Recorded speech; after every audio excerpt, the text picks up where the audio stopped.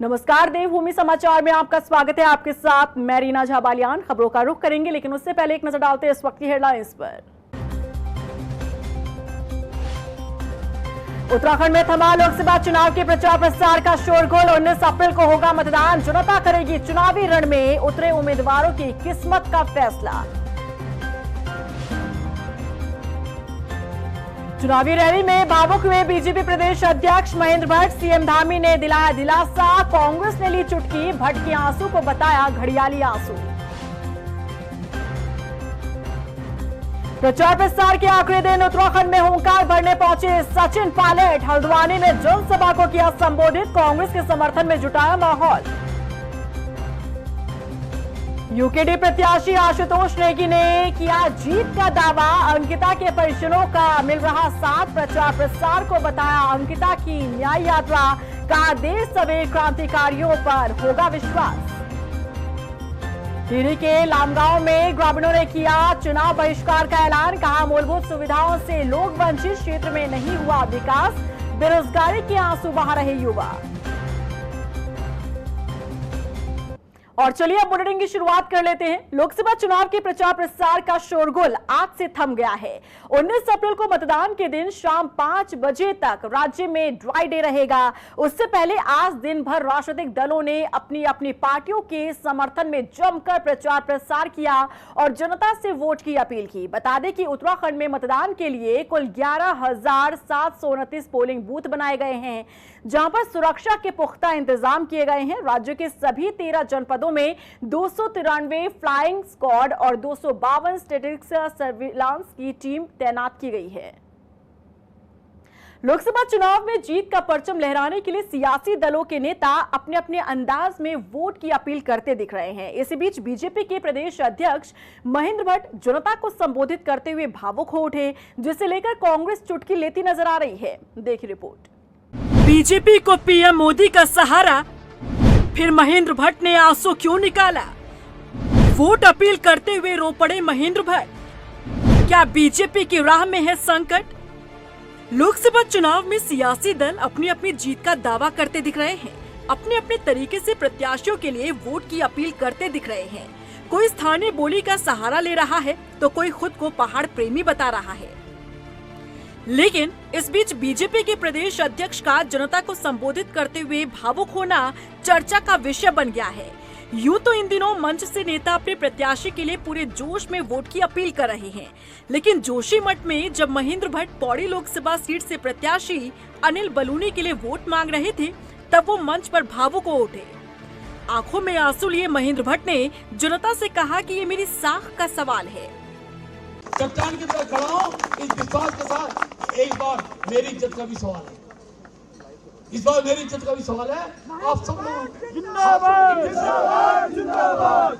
मेरी हाथ जोड़ के विनती आप सब लोगों से, जोशीमठ से, सर्वाधिक मतों से आपका नीति को जिताना है। बहुत बहुत धन्यवाद।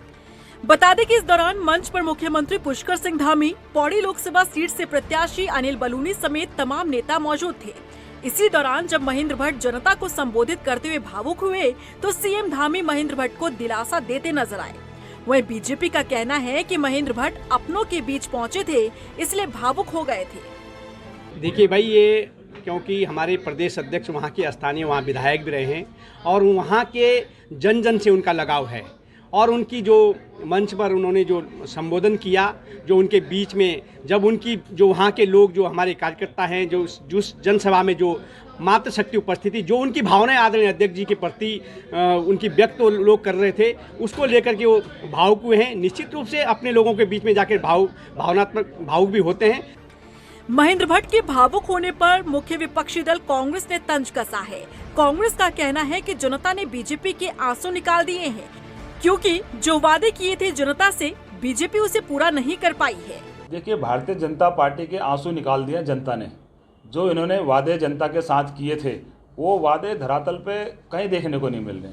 उत्तराखंड का जो सबसे बड़ा मुद्दा है, युवाओं के भविष्य के साथ जो इन्होंने छेड़छाड़ करी है अग्निवीर लाकर। उत्तराखंड में हर परिवार से एक आदमी आर्मी में होता था, लेकिन उन्होंने 4 साल के अंदर उनको घर बैठाने का काम कर दिया और उनका भविष्य चौपट कर दिया। और प्रधानमंत्री जी 15वें बार 15वें साल में अपने प्रधानमंत्री बनने के लिए जनता से वोट मांग रहे हैं। प्रचार के दौरान बीजेपी प्रदेश अध्यक्ष के आंसू बहुत कुछ बयां करते हैं। महेंद्र भट्ट बखूबी ये जानते हैं कि बतौर प्रदेश अध्यक्ष उनके ऊपर भी बीजेपी को 5 सीटों पर जीत दिलाने की जिम्मेदारी है। संगठन की मजबूती को दर्शाना है। तो वहीं सियासी जानकार ये भी मान रहे हैं कि पौड़ी सीट पर बीजेपी को कंपटीशन टफ नजर आ रहा है, क्योंकि इस सीट पर जहां अंकिता भंडारी को इंसाफ दिलाने का मामला ज्वलंत है, तो वहीं बाहरी पहाड़ी की लड़ाई भी इस सीट पर ही देखने को मिल रही है। वहीं जोशीमठ में भू धसाव के बाद से बदले हालात को लेकर भी बीजेपी की धड़कनें बढ़ने लगी है। ऐसे में भावुकता और इमोशनल कार्ड के सहारे बीजेपी नैया पार लगाने की कोशिश करती दिख रही है। यही कारण है कि जनता को संबोधित करते समय बीजेपी प्रदेश अध्यक्ष महेंद्र भट्ट के आंसू छलक उठे। ऐसे में देखना होगा कि चुनाव में महेंद्र भट्ट के आंसू वोटर्स पर कितना असर डालते हैं। वहीं प्रचार प्रसार पर रोक लगने से पहले कांग्रेस के स्टार प्रचारक के तौर पर हल्द्वानी पहुंचे राजस्थान के पूर्व उप मुख्यमंत्री सचिन पायलट ने कांग्रेस के समर्थन में जनसभा को संबोधित किया। प्रचार प्रसार के आखिरी दिन कांग्रेस ने मैदान में ताकत झोंकने का काम किया। नैनीताल सीट से मैदान में उतरे कांग्रेस प्रत्याशी यहां पर प्रकाश जोशी के समर्थन में सचिन पायलट ने जनता से वोट करते हुए कहा कि जिताने के लिए समर्थन उन्होंने जुटाया। साथ ही मंच से बीजेपी पर भी जमकर निशाना साधा। सचिन पायलट ने कहा कि बीजेपी सरकार ने नेताओं की आवाज दबाने और विपक्ष को खत्म करने की कोशिश की है। वहीं प्रचार प्रसार के अंतिम दिन नैनीताल उधम सिंह नगर से कांग्रेस प्रत्याशी प्रकाश जोशी ने लाल कुआं में रोड शो किया। इस दौरान उन्होंने जनसभा की और बीजेपी प्रत्याशी अजय भट्ट पर हमला करते हुए जनता से वोट की अपील की। उन्होंने आम जन को आश्वस्त करते हुए कहा कि अगर जनता उन्हें समर्थन दे तो वो अपने हर वादे को पूरा करेंगे। लाल कुआं समेत पूरी लोकसभा की 14 विधानसभाओं में न सिर्फ भारी उत्साह है बल्कि आम जनता से प्रतिभाव ये दिखाता है कि हमारी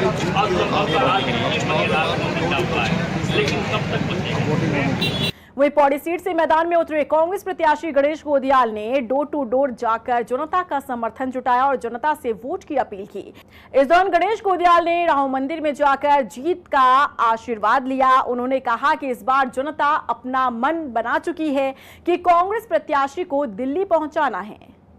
ये तो लोकतंत्र है, उन्हें भी पूरी जोर आजमाइश करनी चाहिए और हम पर भी जितनी सामर्थ्य है अपनी अपनी ताकत सभी लगाते हैं। उनकी ताकत सभी लोग जानते हैं कि उनके पास पैसे की शक्ति है और पैसे की शक्ति से वो जो भी अपने कार्यक्रम चला रहे हैं सिर्फ और सिर्फ पैसे की शक्ति है। और मेरे पास जन शक्ति है, मेरे पास जन समर्थन है, मेरे पास आम उस गरीब व्यक्ति का समर्थन है जो अपने जीवन की बेहतरी के लिए मुझ में आशा की नज़रों से देखता है। मुझ पर पुत्रमोह में हरीश रावत इन दिनों हरिद्वार सीट से बाहर नहीं निकल पा रहे हैं। ये हाल तब है जब हरीश रावत का नाम स्टार प्रचारकों की लिस्ट में शामिल है। बावजूद इसके उन्होंने खुद को सिर्फ हरिद्वार सीट तक ही सीमित रखा है। देखिए रिपोर्ट। हरिद्वार सीट तक ही सीमित हरीश रावत हरिद्वार से बाहर नहीं निकल पा रहे हरदा। बेटे के मोह में सिर्फ एक सीट तक सीमित। सिर्फ हरिद्वार सीट पर हरदा का फोकस। हरीश रावत पुत्र मोह में इस कदर डूबे हुए हैं कि उन्हें हरिद्वार लोकसभा सीट के अलावा बाकी कोई सीट ही नजर नहीं आ रही। उत्तराखंड की 5 लोकसभा सीटों पर प्रचार करने की जिम्मेदारी कांग्रेस ने हरीश रावत को सौंपी, लेकिन हरदा है कि उन्हें हरिद्वार से बाहर कुछ नजर ही नहीं आ रहा। दरअसल हरिद्वार से हरीश रावत के बेटे वीरेंद्र रावत चुनावी मैदान में हैं और अपने बेटे के लिए प्रचार प्रसार करने और वोट की अपील करने में इन दिनों हरीश रावत हरिद्वार में डेरा जमाए हुए हैं।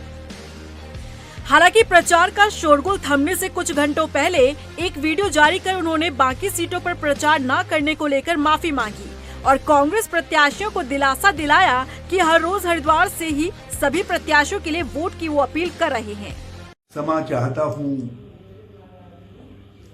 अल्मोड़ा, पौड़ी, टिहरी और नैनीताल संसदीय क्षेत्र के मतदाता साथियों से भी और विशेष तौर पर अपने कांग्रेस के दोस्तों से मैं इस चुनाव में उनसे भेंट करने, उनको प्रणाम करने, उनके बीच में नहीं आ पा रहा हूँ। हरिद्वार संसदीय क्षेत्र में कुछ व्यस्तता इतनी बढ़ गई मैं चाहते हुए भी आपके बीच नहीं आ पा रहा हूँ, लेकिन आप देख रहे होंगे मैं लगभग हर दूसरे तीसरे दिन आपके नाम पर एक अपील जारी कर रहा हूँ। मैं अपने सब पुराने साथियों से कहना चाहता हूँ, मेरी ना आने की कमी को आपने दूर करना है। हरीश रावत का सिर्फ हरिद्वार सीट पर एक्टिव होना और बाकी सीटों पर प्रचार न करने के पीछे कांग्रेस उनके स्वास्थ्य का हवाला दे रही है। लगता है इसमें स्वास्थ्य सबसे बड़ा रोड़ा बना है। स्वास्थ्य कारण की वजह से ही उन्होंने टिकट को भी मना किया। पहले तो पहली चॉइस हरीश रावत जी ही थे उत्तराखंड कांग्रेस की हरिद्वार सीट से, लेकिन क्योंकि उनका स्वास्थ्य कुछ ठीक नहीं चल रहा है, इस वजह से उन्होंने वहां से चुनाव लड़ने से मना किया। और कहीं ना कहीं उम्र तो सबकी होती है और ताकत इतनी नहीं होगी कि वो सारे संसदीय क्षेत्रों में जा पाएँ। वहीं बीजेपी का कहना है कि हरीश रावत को प्रदेश की जनता ने नकार दिया है, इसीलिए उनके सामने जाने की हरीश रावत हिम्मत नहीं जुटा पा रहे हैं। भाई जब आप हरीश रावत अपने आप ही दे रहे हैं, जब हरीश रावत जी कह रहे हैं कि कांग्रेस के कार्यकर्ता सुस्त हो गए हैं, भारतीय जनता पार्टी के कार्यकर्ता चुस्त हो गए हैं, तो जवाब आपके पास स्वयं ही उन्होंने दे दिया है। उनको मालूम था कि उत्तराखंड की जनता ने उनको नकार दिया है, एक बार नहीं अनेकों बार नकार दिया, तो उनको कोई चाह नहीं रहा है, तो उनके पास जाने की आवश्यकता भी क्योंकि उनको कोई स्वीकार ही नहीं कर रहा है, तो जाने की हिम्मत नहीं कर रहे हैं कांग्रेस के नेता, चाहे उनके राष्ट्रीय नेतृत्व हो चाहे प्रदेश के नेतृत्व हो, कोई स्वीकार ही नहीं कर रहा है जनता, तो जाने की हिम्मत इसलिए उनकी हो नहीं रही है, इसलिए वो बहाने ढूंढते सिर्फ। अब हरीश रावत के हरिद्वार से बाहर न जाने के पीछे असल वजह क्या है, ये तो हरदा ही बखूबी जानते होंगे, लेकिन फिलहाल तो यही नजर आ रहा है कि बेटे को जिताने में हरीश रावत पूरा दमखम लगाए हुए हैं, जिसके आगे बाकी सीटें हरीश रावत को नजर नहीं आ रही। फिलहाल देखना होगा कि क्या हरदा की हरिद्वार सीट पर की गई मेहनत रंग लाती है या फिर नहीं। इंडिया गठबंधन के घटक दल भारतीय कम्युनिस्ट पार्टी के प्रदेश सचिव राजेंद्र सिंह नेगी ने अल्मोड़ा सीट से कांग्रेस प्रत्याशी प्रदीप टम्टा की जीत का दावा किया है। उन्होंने कहा कि राज्य की 5 लोकसभा सीट पर कांग्रेस का परचम लहराएगा। बता दें कि राजेंद्र सिंह नेगी के मुताबिक उत्तराखंड कांग्रेस राज्य की 3 लोकसभा सीटें हरिद्वार, पौड़ी, गढ़वाल और नैनीताल में कांटे की टक्कर दे रही है। देखो 5 सीट को जो अभी तक जो सवाल है, 3 सीट पे क्लियरशिप कांग्रेस कर रही है। एक तो आपका हरिद्वार वाली सीट, एक आपका गढ़वाल वाली सीट और एक आपका जो नैनीताल वाली सीट है जिसमें कांग्रेस स्वीप कर रही है। अब रहा 2 अल्मोड़ा और आपका टिहरी की सीट। इस सीट पर जो है 19-20 का अंतर है। अभी आज का दिन बचा हुआ है और हमको आशा है कि इन दोनों सीटों पर भी कांग्रेस जीत करेगी। 5 सीटों को उत्तराखंड में कांग्रेस ले जाएगी। हरिद्वार लोकसभा सीट पर चुनाव प्रचार प्रसार के दौरान बीजेपी और निर्दलीय प्रत्याशी उमेश कुमार के समर्थकों में झड़प हुई और मारपीट के मामले भी मुकदमा दर्ज कराया गया है। विवाद को लेकर बीजेपी प्रत्याशी त्रिवेंद्र सिंह रावत के गनर अरुण बहुखंडी ने भगवानपुर थाने में तहरीर देकर कार्रवाई की मांग की है। वहीं पुलिस ने तहरीर के आधार पर मुकदमा दर्ज कर अग्रिम कार्रवाई शुरू की। बता दें कि यह मामला भगवानपुर के गागलहिडी चुड़ियाला तिराहे का है, जहां पर गाड़ी का साइड लेने को लेकर दोनों प्रत्याशियों के कार्यकर्ताओं में विवाद हुआ था। अपनी गाड़ियां लेकर आगे चलने लगे। उसके बाद फिर जब हमारी गाड़ी थोड़ी आगे निकली तो हमारे काफिले में जो पीछे बीच में गाड़ी थी उसमें 3 लड़के हमारे जो काफिले में थे, उन लड़कों को निकालकर उनके साथ उन्होंने मारपीट बदतमीजी करी। उसका वीडियो भी है। और उसके साथ साथ आदरणीय त्रिवेंद्र रावत जी उनके पीएस के साथ उन्होंने मारपीट करी है। अब आप समझिए कि एक प्रत्याशी के पीएस के साथ मारपीट करना और अपनी अपनी व्यवस्था से सब लोग वर्करी कर रहे हैं, अपनी अपनी पार्टियों के लिए वोट मांग रहे हैं। आप अपने तरीके से कर रहे हैं, हम अपने तरीके से कर रहे हैं, लेकिन गुंडागर्दी से राजनीति नहीं होती, गुंडागर्दी से चुनाव नहीं जीते जाते हैं। ये कोई बिहार नहीं है, ये उत्तराखंड है और उत्तराखंड की जनता वो शांतिप्रिय जनता है। हरिद्वार जिला शांतिप्रिय लोगों का जिला है, चाहे हिंदू हो या मुसलमान हो। 19 अप्रैल को होने जा रहे लोकसभा चुनाव को लेकर चंपावत जिले के 17 दुरुस्त बूथों के लिए 17 पोलिंग पार्टियों को रवाना किया गया। जिला निर्वाचन अधिकारी नवनीत पांडे ने बताया कि चंपावत विधानसभा के 12 और लोहाघाट विधानसभा के 5 दूरस्थ बूथों के लिए पोलिंग पार्टियों की पूरी तैयारी के साथ उन्हें रवाना किया गया है। उन्होंने बताया कि जिले के 327 बूथों के लिए 18 अप्रैल को पोलिंग पार्टियों को रवाना किया जाएगा।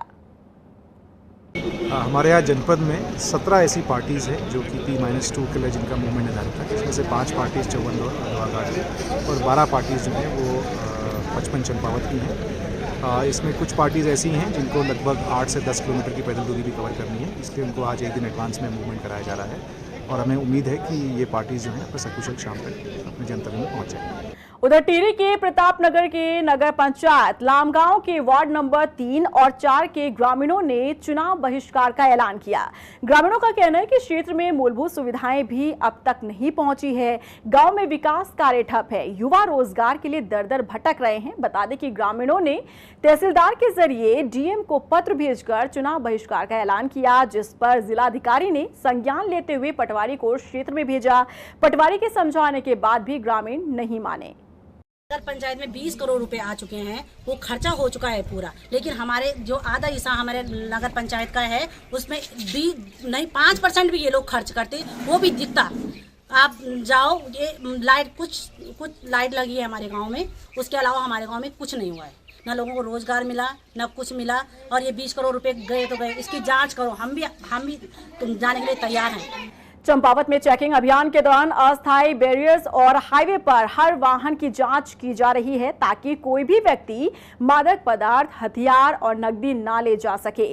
सीओ वंदना सिंह ने बताया कि जिले में अस्थायी बैरियर बनाए गए हैं और नेपाल सीमा से लगे क्षेत्रों में विशेष सुरक्षा व्यवस्था की गई है। मतदान को शांतिपूर्ण ढंग से निपटाने के लिए काम किया जा रहा है।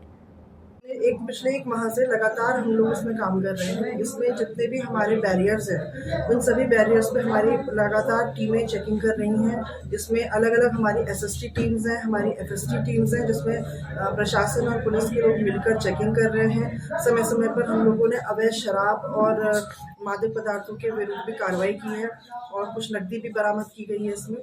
इसके अलावा जो भी हमारे अभी फोर्स है, कंप्लीट फोर्स, कुछ हमें बाहर से भी फोर्स मिल रहा है, तो उसका हम लोग डिप्लॉयमेंट तैयार किया जा चुका है और इसको हम लोग जो हमारे क्रिटिकल वल्नरेबल बूथ हैं, इनको मानक के अनुसार हमने इसमें फोर्स का डिप्लॉयमेंट करा है। और इसी के साथ फिलहाल इस बुलेटिन में बस इतना ही, लेकिन चलते चलते एक नजर डालते हैं इस वक्त की हेडलाइंस पर। उत्तराखंड में थमा लोकसभा चुनाव के प्रचार प्रसार का शोरगुल। 19 अप्रैल को होगा मतदान। जनता करेगी चुनावी रण में उतरे उम्मीदवारों की किस्मत का फैसला।